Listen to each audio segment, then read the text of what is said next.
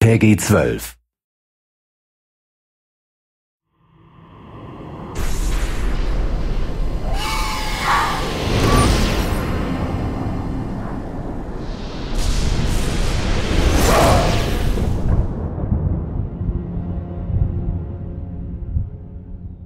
Alongside the spell combat, we have the invisibility cloak, which allows Harry to disappear from view, but he has to be careful not to get caught. Keep your eyes open, we're not here for fun.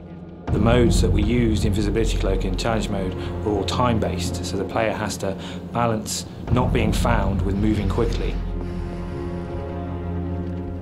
One of my favourite levels in the game is Shaftesbury Avenue, because it's an opportunity to see Harry as a wizard in the Muggle world.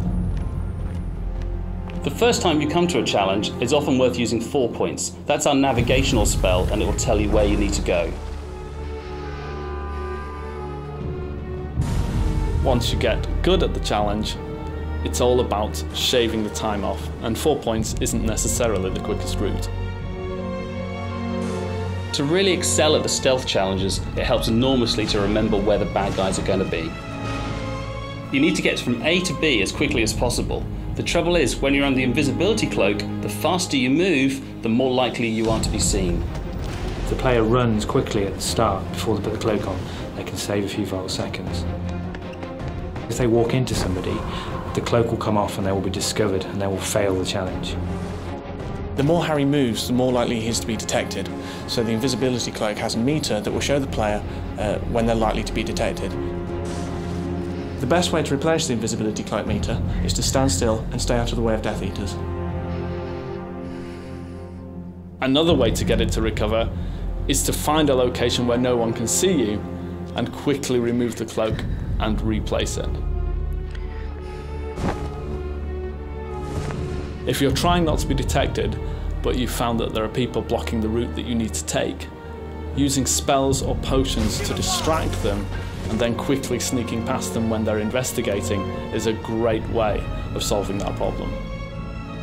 I like to use Peruvian Darkness Powder. It's brilliant to create a distraction, get the guards out of the way so I can sneak through.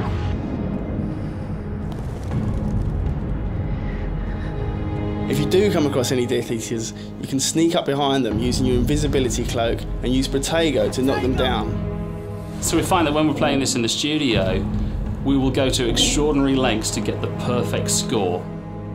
You have to make micro decisions to decide how close you want to get to that Death Eater that suddenly appeared in front of you, or how far you need to stay away.